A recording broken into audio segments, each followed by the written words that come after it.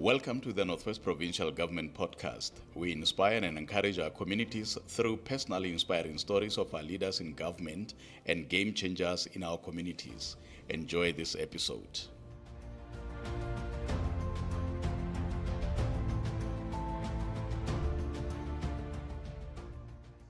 Hello and welcome to the Northwest Provincial Government Podcast. With all things new, my name is Bayanda Zenzile and I am pleased to be part of this team.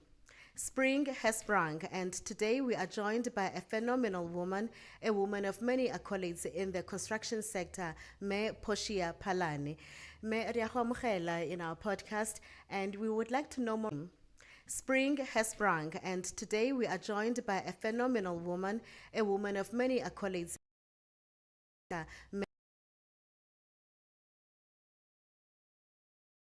And we would like to know more about that you have recently, and congratulations to you. And what did you graduate on? Okay, thank you for that, Bayanda. Thank you. My graduation was yesterday, and You don't say. Yes, it was only yesterday. You can even see the hairstyle. Still giving. Slaying.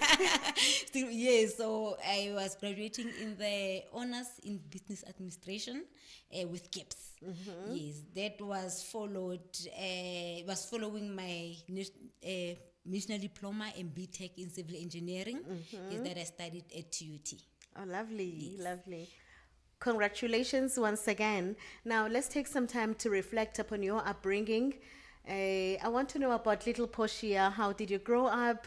If you have got any siblings, how your schooling life back in the day, up to where you are right now. Let's take some time to reflect.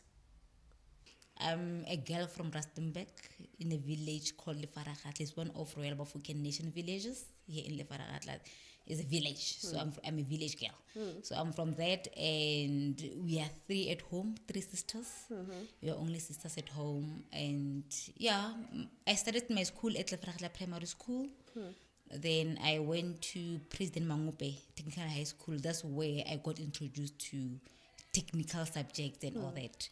Then after completing my matric, I proceeded my higher education at Tshwane University of Technology, where I did my national diploma in BTech in civil engineering. Then I proceeded to GIPS, the graduation that I attended yesterday. So that's when I was doing my honors in business administration. And I also registered for masters in business administration, whereby I'll be starting with my classes next month. So I'm going to stop up until I wear my red gown. Love to hear it. That's when I'm going to stop learning. And now as you're saying that you are in construction, now could you please tell us who was your role model? What made you to choose this path? Could you please your role model this path? Say this thing ya kwebo. I've always had this entrepreneurial thing from the very tender age. Now from school, from grade 10 to grade 12, they knew I was a salesperson. Ke rekisa di Zimba, ke rekisa di stock sweets, ke rekisa your lollipops, di Fizza. Ne ke rekisa every, like religiously so. Every morning, ne ke tla ka paketa di Zimba, paketa di sweets, paketa di stock sweets. Ha skole setswa, I'll be sold out. Ha skole setswa ke tla. Yeah, that's who do you get? I think this entrepreneurial thing has been there in me. It's been long implanted. Ha skole setswa ke tla na taxi for pele ga gate skolo ke tla tropong ke tlo stock, and I go home and I do my homework. In the morning I wake up early, go rekisa ka break ka rekisa skolo setswa, I'm sold out. So that has been when I look back, I can see It's like you have been here. Yeah, I've been here, but on a very small scale, you know. Got the holidays, ice cream, you know. And I was doing that, you know. So, and I was very, when coming to managing finance, I don't know, but it started there. Ko gane ba phela ba re wa o ngame o itse ira di koledi tse go dire ka cold drink re ha ne ke na chelete but gona chelete mara how, you know, ke re ga ke na chelete. Talk about respecting money. You know, so I think even my respect for money started from a very tender age. I don't know whether that happened because of my background, because I lost my mother when I was in grade 7. Sorry to hear that. Yes, my last grade in primary before I could go to secondary school. I lost my mother, and we stayed with my aunt, my mother's sister. Yes, le mamogolo a rona ele na re tlhokomelang. Yes, then ka 2003 I was in grade 10. My aunt also passed on. So we were forced to be very responsible at a very tender age. It was my sister, I'm the middle one. Like I mentioned that we are 3. 3 girls. So with my elder sister, then myself and my younger sister. So my elder sister was in tertiary by then. So I was the older one from that grade 10 that I mentioned. So, family of girls. yes, girls power. So I think that also, you know, knowing that my sister is in tertiary and I'm the older one, so I don't normally always need to stress her. So I think that inspirational thing to sell things at school and because it also assisted us at home with the something that we needed and all that. So yeah, so but that didn't drag me down or made me think that I'm not able, you know, because you have lost your both mother figures in your life. in my life, you know. And that is something that also pushed me very hard, that when I do something I must make sure that I get the results, because those will take me from point A to point B. I got a scholarship from grade 12, you know, going to tertiary. I was always getting better because I've been always that person that when I do something I go all out and I get better results. So Were you a quiet child? Were you talkative? Were you out there? Were you easy to spot? very talkative.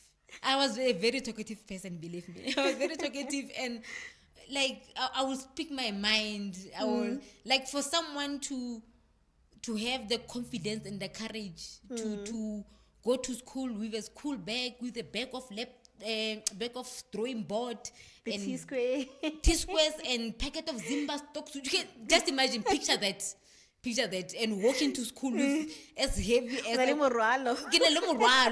so that confidence, that brought, it needs someone with confidence and that is outspoken, you know. So that also, I think that character also assisted me, because I will tell you, hey, raka, you know, I always said that. Would you say you got that from women around you growing up? Is that a spirit that you probably got from your mom, from your aunt, or any other female relative around you who had that entrepreneurial spirit in the family? I would say my aunt. Yeah, Mama Kholo. Mama Kholo one nata skofo. Yes. Nele motho tsa skofo, nele maskofo, you know. Azo ka phakela lata skofo sa bana ba sekolo, ga fetsa lata sa bana ba creche, late o lata skofo sa batho ba bereka mo di mining. So I would always say maybe I took that from her. Because like I'm saying, it was Mama Kholo ko ntlung, it was my mom, it was my sister, me and my sister. It was ladies' house. So we never had a father figure that would say the men must. The men have never been there. So I've always grown by this thing that a woman must. So I could say I've drawn that entrepreneurial skills from her, and that a woman must. I've grown with that, because I've never had that a was figure. A beautiful approach. Yeah. I do have a role model. Tell us more. Yes, my husband is my role model. Love it. Yeah. My husband is my role model. I'm saying this because they say people that are different normally work best together, because they fit each other's flaws, or you know. So my husband is more of course he's also having his businesses on the side. Yes, so he's more of having that servant management style, you know. He's more people orientated, and I'm one person that is result orientated. So at times It's a nice balance. so I tend to forget more because I'm more into result orientation, you know. So I tend to balance to focus more into that. And because I live with him from home and we work together, so when I see him, I remind myself that people's come first. You know, there's always should be that a strong balance between results and empathy. Being people focused. Yes, so he's my role model, believe me. Whenever I see him, I correct myself, come back. So I could say he is my role model. I love that. I love that. Now, I want you to take me through maybe what would you say was the biggest challenge or the challenge that you have faced in your life thus far? Something that you feel like it may have taught you a lesson? I would say the challenges that I face on a daily basis, like looking at me being in construction, looking at me being a student, you know, the demands of having to study and prepare, and me being a wife and a mother, you know.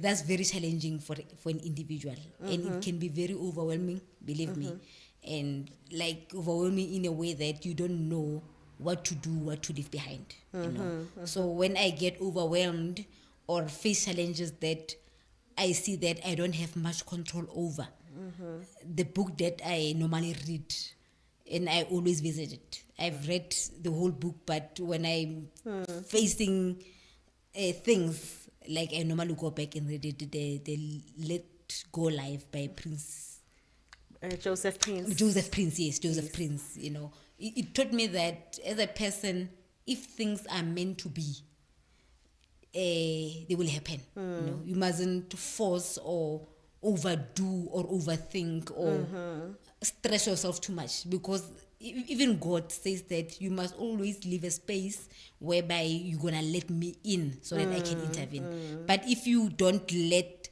or you don't leave something for God to intervene, and you think that you got this, you handle this on your own, it is a problem, you know. God will sometimes stand behind or back to look that, okay, fine, she's a superwoman, let her do it, you know. So you must always do, as a person, you must do enough and let something for God to intervene to assist you. I love this. This is very inspirational. It's powerful, because I feel like as a lot of the times as people, we want to take matters up with in our hands, and a lot of the times we really forget about the tripartite factor in our lives, which is the Holy Spirit, because we are human, we are flesh, blood, and we are spirit. So we oftentimes forget about that part. I remember also, I'm in a phase in my life where I would say I'm in a restful healing phase. I think it's a book that I also have to get a copy of and read, because I think it's in alignment with the phase that I'm in my life. And ke tshepa gore le bareetsi ba rona probably are learning a thing about this one, both Restful Healing and Letting Go by Joseph Prince. Yes, definitely. Get yourself that copy. You'll thank me later. Because I still want to know more about you before we get to the business side. I just want to know, when you are not at work, what would you say you unwind with? What is it that you do when you're not thinking work? In my free space, I could say I get intentional into striking a balance. Like I'm always at work. I study. So my free time is my family time. Yes, I spend time with my kids. I've got 3 kids, very beautiful kids. So I help them with their homeworks.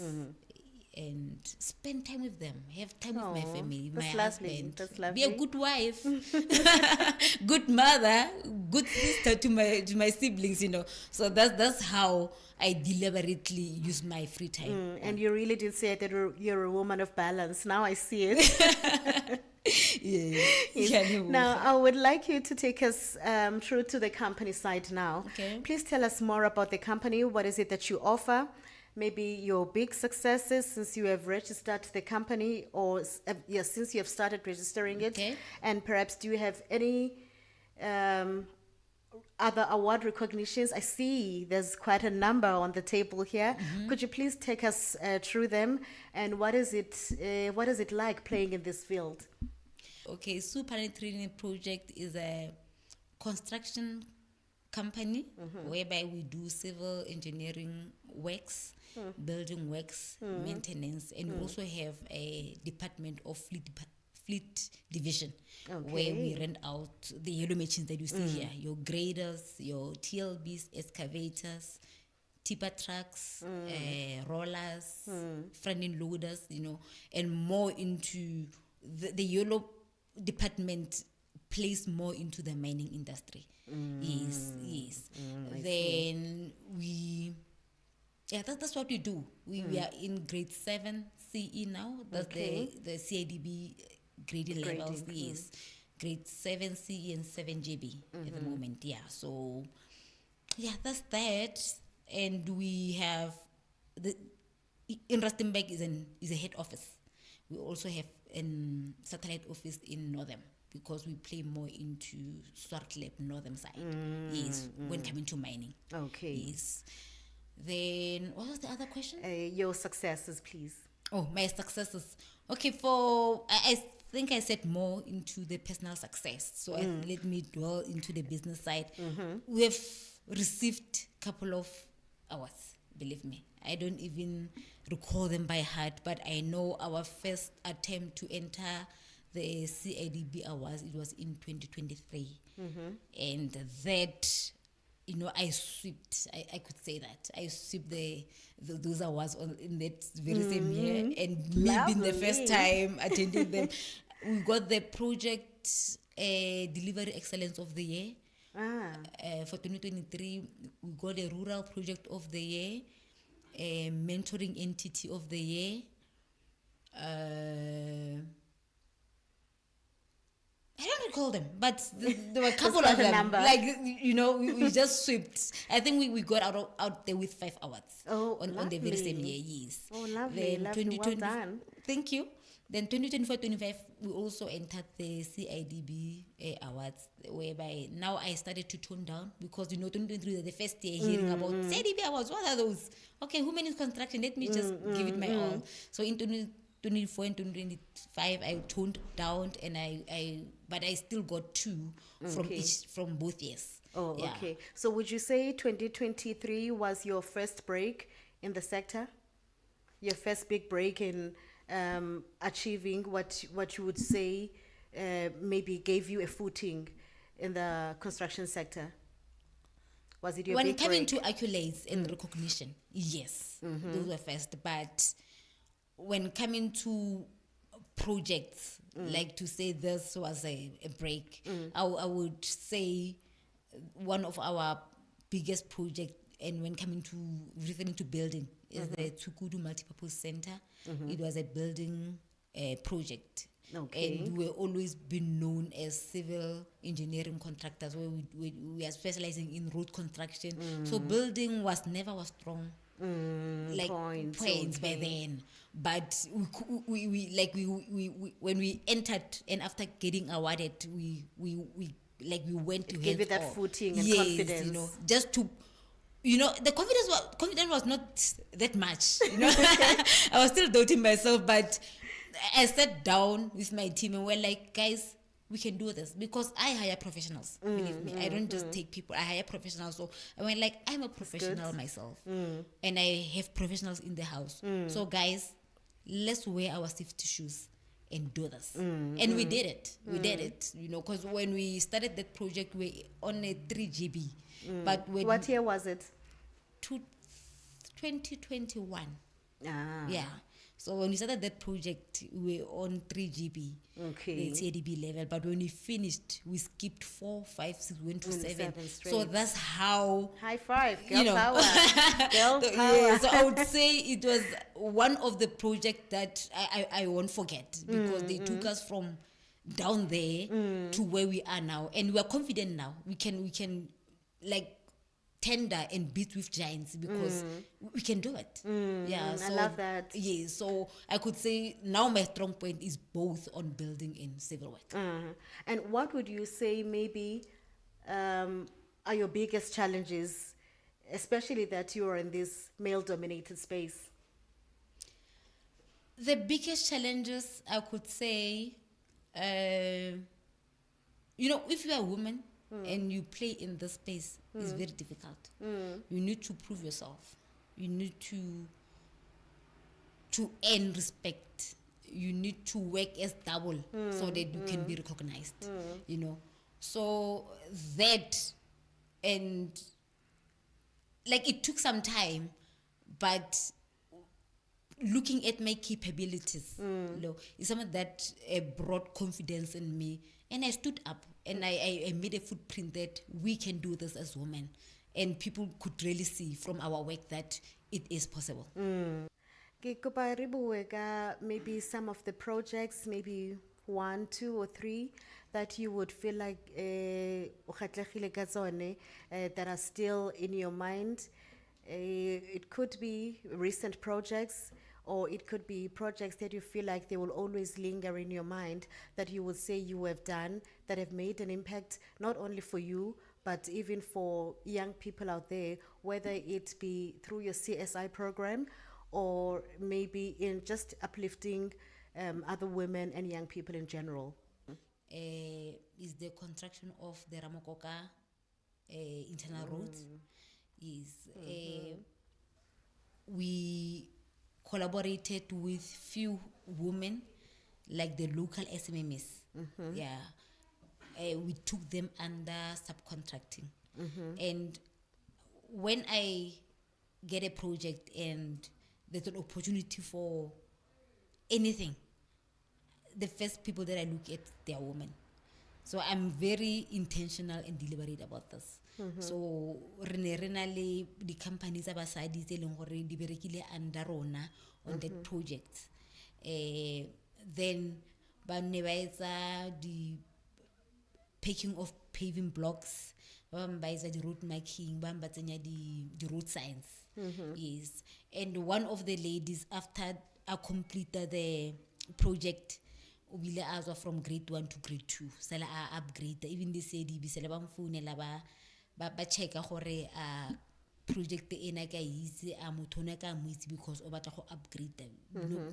People sometimes buy the fraud, so they just wanted to check the capability of that specific person, gore o ne a le young and all that. So I was very glad, or at least I managed to take one person from one grade to another. That's growth. And when coming to employment, ke make sure I employ people, and I normally use the labor gazetted rates, so that at least those people from the project, they can maybe help their households, they can help the dependents, with what they at least getting. Even if it's a 6 months project, believe me, it can make a difference, especially at the villages. So that's one thing that I make sure that I do whenever I get a project. Yes. Would you say you also take maybe interns? Your internship, how does it go? Do you perhaps have a time frame? Do you have a window period that you would say we open between this time and this time? And how long does it take? Maybe if there's someone out there who have just finished their schooling, somebody who has just graduated, and perhaps they want to get into internship program, how does it work? Okay, yes, I do take interns. More company reside in Tenezarona, and this thing inclusivity. I'm trying for the equality. I'm trying for at least I must include women. I must at least also try to balance this equation that you especially in construction, when you get in construction, as is known as a male-dominated space, you find that there are more men than women. But when you come to Superlane, there are more women than men. Even when you come to the office, from the front desk to the person that is working at the back, I work with women. My civil engineers interns, my quantity surveyor interns, my fleet manager interns, I'm working with young women under those posts, because those are the posts, like when you speak about yellow machines, you know, to get parts and to see the breakdowns that are attended to, you'll think that someone will want a man to do that. I've got a young lady who's doing that. Lovely. I teach them, you know, even parts. I teach them machine parts. I know machine parts, believe me. I know those. I know which Woman of many hats. I know which supplier to contact when you want which part. You know, I know even over the phone when they say this machine does this and that. With the experience and having a couple of machines before, I know if the machine does this, chances are maybe. Can you please maybe tell the operator to maybe check this valve, or to top up the hydraulic oil, or maybe to, you know, to tighten this bolt, you know. Those are the things that we don't want to die with them alone. We must leave the legacy behind. So, and I chose to leave the legacy behind with young women. So my company, from the office to site, not only the office, you find that my company is more of female dominated in the male industry, if I can say, because I want to keep this stereotype that construction is only for women, for men, I mean. Yeah. Women can also do this. Girl power, women power, we can do it. So I want to live that legacy and to paint and to plant the respect of this thing, you know. That perception must just be erased. We are normal, we are equal. We can do it. Yes, we can do it. Yeah. You were mentioning that you do have interns in almost every field. Would you say, I asked also about a window period, maybe Yes. for applications, to help someone out there? Okay, currently, because we recently got accredited with CETA, like I told you, as Superlane. But previously, we've been using, we did a collaboration with a company that is called Kabelano Training Solutions. They will get students and will be the host, you know. Yes, because we're not yet accredited. We couldn't host, we couldn't directly take those students. So we were working with Kabelano Training Solutions, whereby they will get the students for us and we will be the host company. But now, because we are accredited, we've submitted applications at CETA that we could be those people that directly deals with them, you know, for your RPLs, you know, recognition of prior learning, because there are people who are out there. So from now on, we'll directly be engaging with them, you know, in a direct collaboration, for us to hold internships, and for us even to find other external holding companies that can assist. Because if I get 50 internships from CETA that I need to uplift, it won't be easy, or it won't be possible for me to host 50 people in a company. So because I know other women in construction that maybe they'll be struggling with an admin or safety person or even a civil intern, you know, is because the good part is that at least CETA is assisting us in their salaries, in paying their salaries. We are just hosting them, but their salaries are paid by CETA. So this is the information that maybe other people they are not aware of. Then maybe the networking things like that summit help us to meet other women in contact, and we exchange numbers on the day, you know. So if I'm having students that need hosting companies, I can easily call them and ask them if they've got particular project at hand, and I can assist them, you know. And those students, because they went to school, they studied those line of let's say maybe civil engineering or safety, you know, that at least even that company will benefit, you know. They can maybe those students assist them in progressing and giving better results in their projects. So that's one thing that I'm also looking at in collaborating with SETA. Okay, that's Yes. beautiful to hear. You mentioned 2 companies so far that you are saying maybe they are at the top of your mind. Sorry, 2 Projects. projects rather. You mentioned Ramogo Gastad, you mentioned Sukudu Multipurpose Center. Is there any other maybe that you want to add on? Okay, most of our projects we do them with Rustenburg local municipality, especially the road construction projects. So we've done a couple of road construction roads in Rustenburg. So we've done project in Kanana, we've done project in Tlasing, we've done project at Freedom Park, Rankelenyana, Mabitsi, and in all those projects we employ people locally. And when coming to subcontracting, like I'm being intentional. I'm taking youth and women. Like when you are a man and you submit, it's not like I'm not gonna take you, but you've got lesser chances when you are submitting with me, because I want to close that gap. There's a gap that is huge, that is in front of us, that we came all the way with it. So it's up to us, and we should be very intentional, especially as women. Let's uplift each other. Let's fix each other's crowns. So I'm deliberate. They know that if you see Supalani being the contractor here, they know a woman A will woman be is in uplifted. there. Yes. What do you think government needs to do about people who start projects and not finish them? They are abandoned, or you'd find that maybe a school takes about 8 years to be built, and more so, there's even shoddy work. We've got rainfalls. You would see maybe every year, whenever it's rain season, we have schools that are Floods, dilapidated all the time, but Matlo around are just still standing. But the school alone that has recently been built, you'd find that the school has dilapidated. So what do you think needs to be done? And what is your message to government about business, about people who do not finish their projects or do a shoddy job? If government can lead the systems and it can not transparent when coming to procurement, I think it will tusa batho ba bantsi ba ba nang le di construction businesses to get opportunities. And when projects are or tenders are out, there's normally the functionality section whereby they'll tell you, for this project we need someone that have completed similar project, maybe 5 appointment letters and complete certificates and clients references. We also need a site agent that has a civil engineering qualification, who's registered with SAP CMPC, with so many years experience.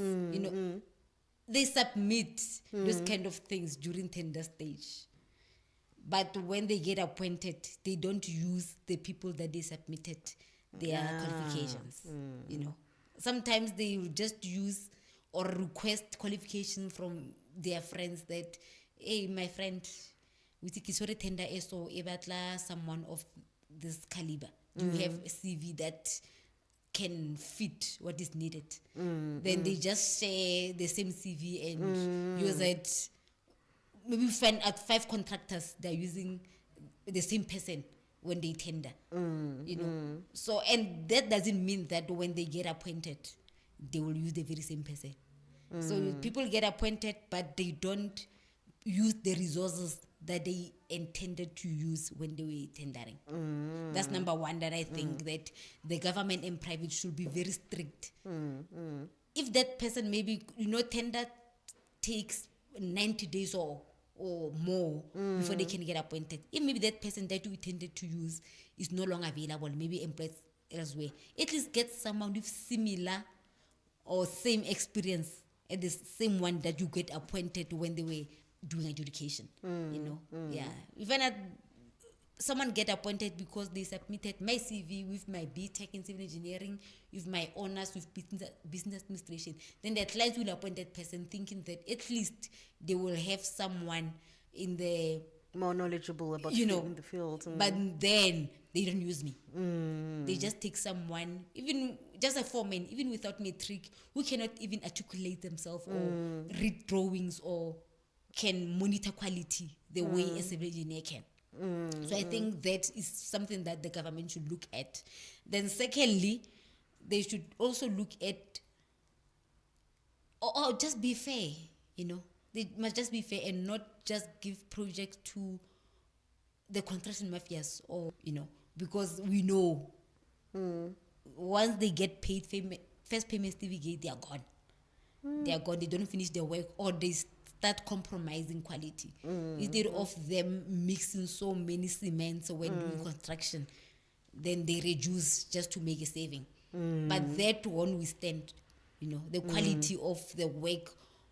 If the specification is not met during construction, it will never withstand the strength or rainy days. You know, if, for instance, you are driving a road and you didn't stabilize your base layer according to a certain percentage of cement, then if trucks or any heavy material, heavy equipment drive through that road, there will be defects.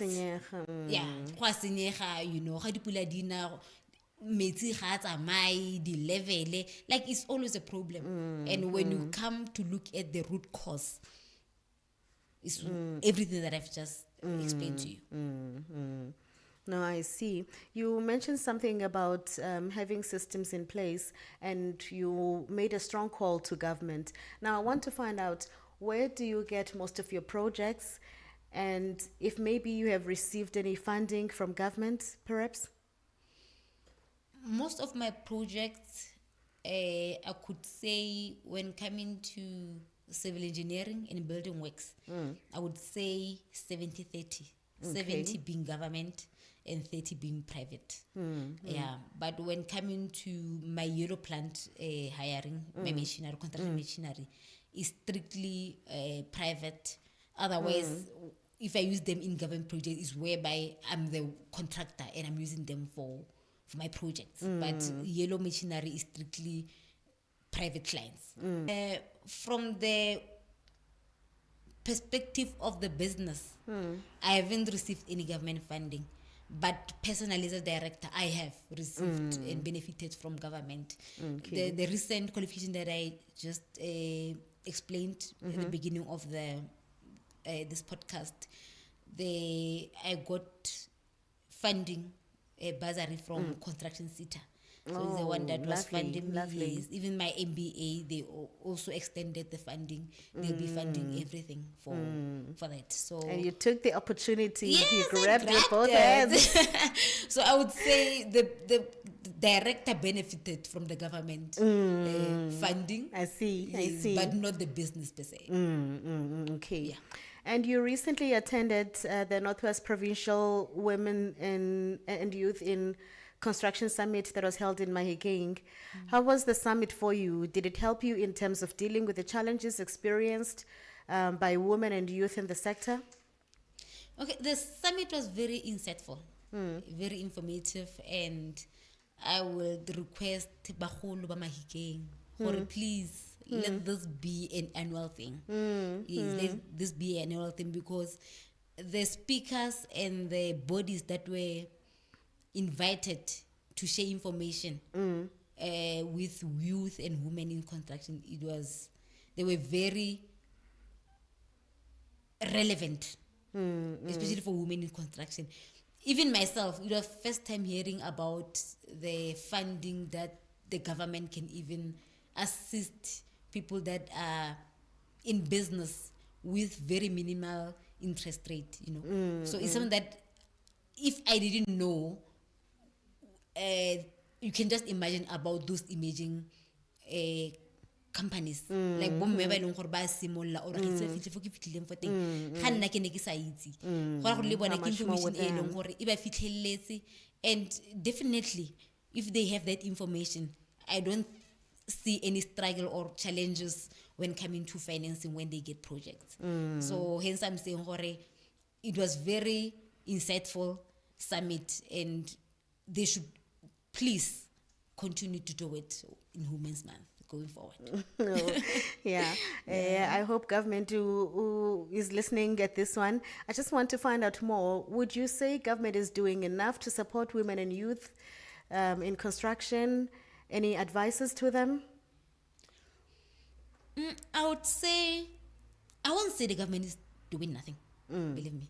I would say, but they can still do more. They can still do more. I'm speaking from the perspective and the context of construction industry as a professional in the built environment. That there's a gap. There's a gap that this even SITA skill plan 2021-2026 alluded that when coming to professionals in built environment, and not only all the positions but management position, there's a very huge gap whereby there are people that are needed, in that state. And those people we referring to built environment professionals, whether study civil engineering, architect, project management, or quantity surveying, town planning, anything that is built environment related, but having qualification beyond like your postgraduate degrees.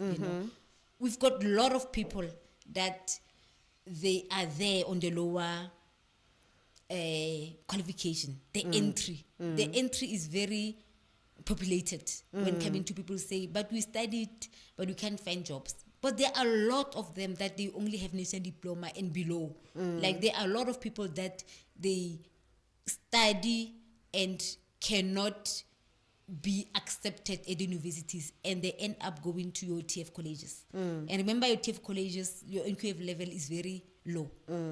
So they end up being those that will always congest and populate the number that is already there with qualification at a lower level. So if the government can look at maybe engaging with high schools, and high schools I'm referring to those that are doing maths and science or technical subjects, because that will be guaranteed that those people, they will take engineering stream. Encourage them and make it compulsory for those schools to hold awards, your timely awards, so that they can encourage even students to do better. Yes, because I've adopted one school here in Rustenburg, Tlhabane Technical High School. I started with them from January 2024, and I'm still with them. So, every term when they award their students, and that encourages them, because we take top 5 students from grade 8 to grade 12, and they award them, and we give them, small checks, 100 rand, 200, 500, that's something, because another student that is sitting down there looking at others climbing the stage, they also want to see themselves going there. So each and every term, there's an improvement. You find out someone that was on top 20 is in first position on the next term. You see that child was pushed by something, And to say this made a huge difference for me to collaborate with the school to award the kids. In 2024, they achieved 99.03% pass rate with over 100 with admission to bachelor's. That means over 100 students, they will get admission to universities to study engineering. This really speaks true to the statement that it takes a village to raise a child. Yes. So we are really pleased that we have phenomenal women like you who value education and who are intentional about making it a standpoint to make sure that someone somewhere out there wants to be at your level. And would you say that with that CSI program, you are targeting also maybe young women there, or you are doing co-ed? Are you mixing both boys and girls? In this one, I'm looking at youth. Youth in general. Okay, youth in no general, gender specification. Yes, it's youth in general. And I would like you to take us through maybe what, in your view, what would you say about government partnering with the private sector in fighting unemployment rates and uplifting our communities? I would say there should be a collaboration between government and private sector. And government should come with systems whereby it will enforce the private sector to follow, because in private sector,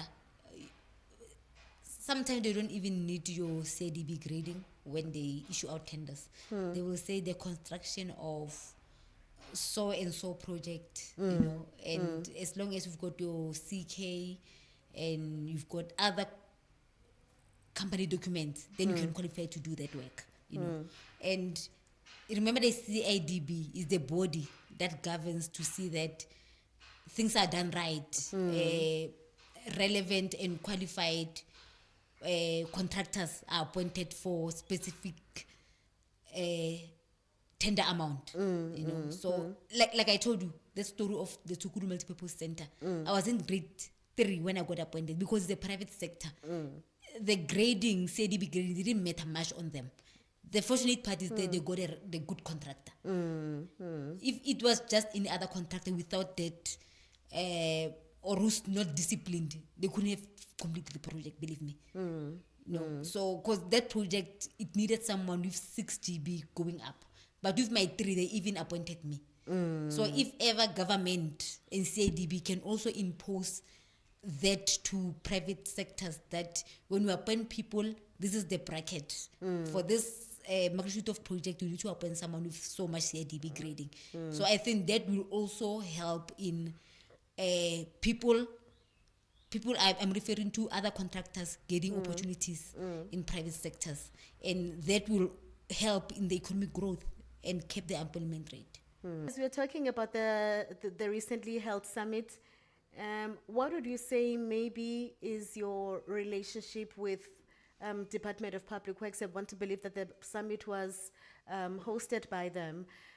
And your relationship also with the MEC. For a very long time, we've had male MECs in that sector, and now there's a female MEC. What would you say is your relationship with the department, considering that it's now a woman-led? The first time I've known the MEC as a lady, and it was a good thing, you know, to at least have women that are leading. But the first time I met her, it was in August. She attended the CIDB Eric Awards. She was there personally, and she handed over one of the awards that I got.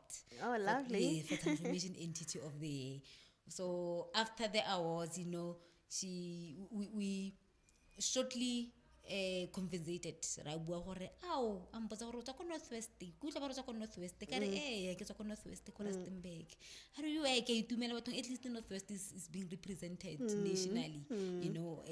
Thank you very much for your work and the effort in putting us on the map, you know what. Then she also asked me gore, are you aware about the summit that is happening go Mahikeng in 2021 sa women in construction? Yes, I'm aware, and I'm also been invited as a guest speaker for the day. But I can't wait. Please make sure you come. Don't miss that summit. So you could see from that short, like motsotsonya no re buileng gore ke motho wa batho, ke motho o ratang le basadi ga ba tswella, to uplift women, for her to come up with such a summit. And I guess it was the first summit since. So for her to come up with this idea, you could see that she really pushes for women empowerment. And I also, my relationship with Public Works is not that close, you know, because I haven't done much work for them. I was once in a panel, but I think it's just before COVID, you know. I was in a panel, but the allocations, we didn't get much of allocations during the panel, but my sense of working together with them, to collaborate with them, I want us to work together so that we can gather women in construction, you know, have maybe workshop with them. Like as a civil engineer, I've worked in a public sector, I've worked in a private sector, I've worked with consultants. We've opened bids for people that submit, you know. You will see shady bids being submitted. You know, people don't know even how to fill a tender document. the right way, you know. So, and that's the key for people to succeed, even for businesses to succeed, because that's where the start is. You need to submit proposal, and the proposal that you submitted needs to speak for you, speak volume for you. Then you'll be called as a follow-up, maybe to come over and express yourself more. But if your initial submission doesn't speak volume for you, you see, you are cutting even the chances for you to be called. So if you can just polish that and make sure that women in construction submit bids that they will speak volume for them in their absentia at those offices, both private and public, then we know what at least we are building an economy that is promising. So that collaboration, I would like Public really Works and myself to collaborate, and I can assist women in construction into doing that. I've already started with the workshop here in Rustenburg. I've got a group of women. We even have WhatsApp where we share opportunities. If they have questions, they ask. I assist where I can, you know. So if we can maybe stretch this to maybe go provincially, we don't just lock it in Rustenburg. I think that will really assist into building this economy around Northwest. Beautiful. I love how even your countenance lit up when you were talking about the MEC and how she received you. It says a lot about women fixing each other's crowns. It was quite a beautiful experience to learn from. Where would you say you would want to be in the next 5 years? What else do you think you still need to do? With all these accolades, I'm seeing everything yellow, everything glass, everything steel. But what would you say you would still want to achieve in the next 5 years? This is the best question that I normally look into. You know, when I get interviewed, yes, it should be part of the questions. I'm happy I delivered. Thank you. So I want to see myself being in grade 9, grade 9 CIDB, because that's the highest grading, and I'm 2 grades away now. Like I said, I'm in grade 7. So in the next 5 years, or even lesser, if I can say, I want to see myself in grade 9, and that will make me the first woman in Northwest, because in Northwest there's no woman owned construction until it does the grade 9. In grade 8, there are only 6. In grade 7, we are only 14. Here I'm talking about Northwest.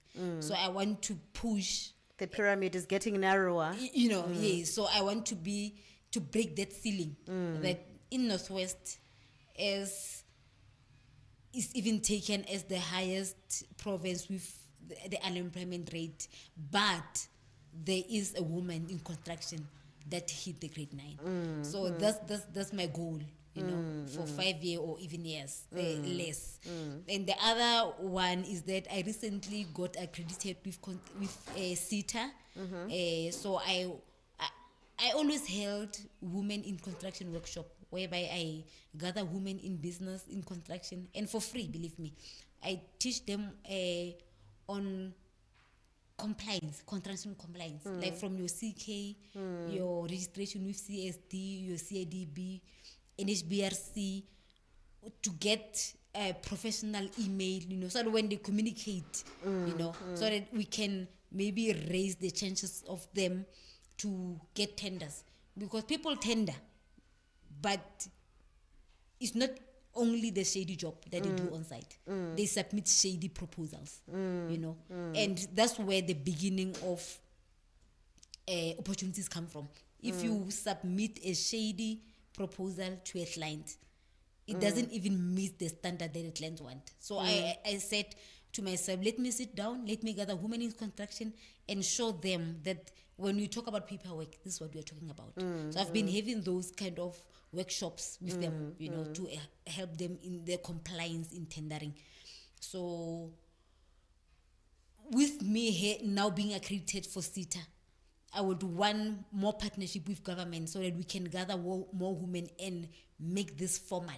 You know, we can gather women, whether in Mafikeng, start home, you know, Rustenburg, Northwest Mafikeng, then go national to at least help other provinces, that at least women stand chances when submitting proposals that are competitive, that they will speak for them.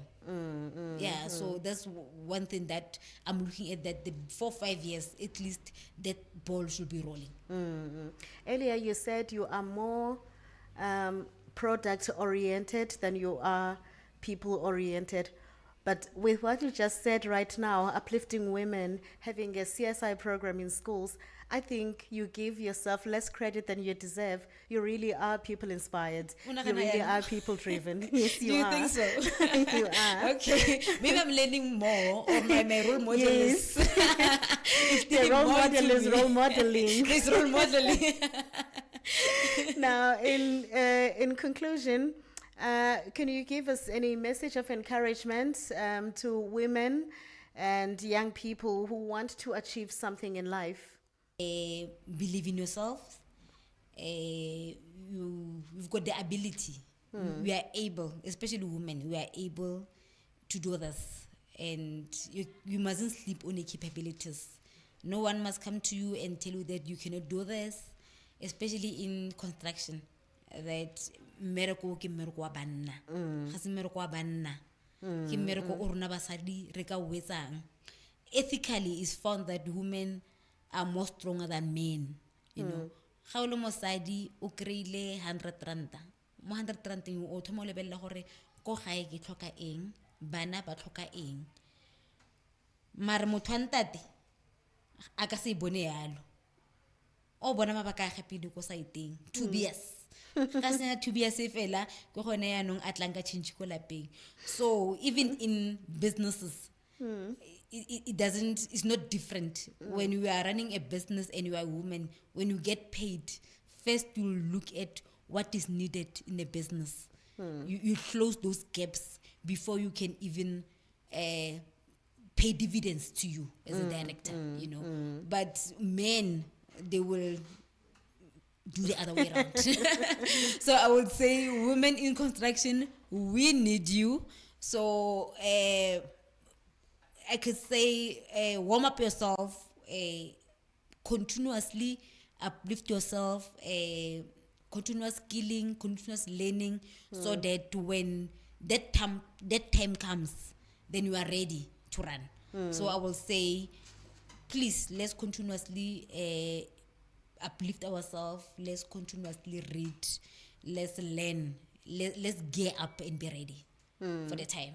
Yes. Let's get ready. Yes. Now, for someone out there who would want to touch base with you, who would want to be part also of the workshops that you are holding, the CSI programs, could you kindly give us your details, your contact details? Where can people get you? Do you have social media platforms maybe where people can get you, numbers, a PA? Okay, yes, we do have social media handles. Okay, yes, we do have social media handles. At LinkedIn is not Portia, is Super Phalane Trading. We also have the Facebook page for the company, is also Super Phalane Trading and Projects. And we are reachable on our landline 014-050-0006. And you can directly reach me on my email, is portia@suphalane.co.za. Now that we've said it all, I would like you to please wrap up, and maybe unalimulaetsa that you would like to send to people out there at home, baretsi ba rona of our podcast. Any message, your closing remarks, perhaps? Okay, for my closing remarks, I want to start with business people first. Yes, for business people, as business people, re kopa re tlhokomele matlole, our financial management when coming to businesses. Business ke ya gago because ba tshepile wena to run and manage the finances. So you are the manager. Ga se wena business. You must pay yourself, you must have salaries like any other employee in your company. O tshwanetse o tshone, o iphe chance ya go tshona. You must pay yourself enough, not too much. You must pay yourself what you are worth in a business. So, also ipatela because you can and misuse. You must live below your standards, your financial standards, if I can put it. It's not ohola 50 rand or batla go phela life ya 70 rand. Because now you have access to your business money. You'll end up tapping that extra 20 rand from the business. Allow yourself for looking forward for month end like anybody else. Then you just tap and transfer and what. It's not healthy for the business and it's not gonna take the business anyway. So that's the one advice that I want to take to business owners, not only in construction but all the business owners. If you want to cap the unemployment and uplift this economy, that's the only thing that we can do as business people. Then to young women and young men and women that are in business, I always preach this, and I don't know how many times I've said this during this interview. Continuous learning. Continuously learn. Learning as a business person is not for you, it's a necessity, it's a business driver. You should always be up and dilo dia tsamaya, dilo dia change. So isa re rona re bua di G20, isa re rona re bua di unity ya government when it was to work COVID. Ifitile tsamali dinako, read news, learn, so that when you meet with people in network you can easily conversate and have a smooth conversation that is also gonna uplift you as a person. So continuous learning, personal growth and upskilling. That's what I can tell anyone, that if you want to succeed in this fast-paced world, you rather join the team or you're gonna be left behind. Yes. So that's the message I want to close this show with. We thank you so much. We thank you so much. Continuous learning it is. We have come to the end of our program, and we would like to thank you, Mme Portia Phalane, for your insights in your endeavors and what you aim to do in future. We look forward to hearing more from you in the upcoming years. And as we close off, my name is Bayanda Zenzile, and it's been great. Till we meet again, toodles.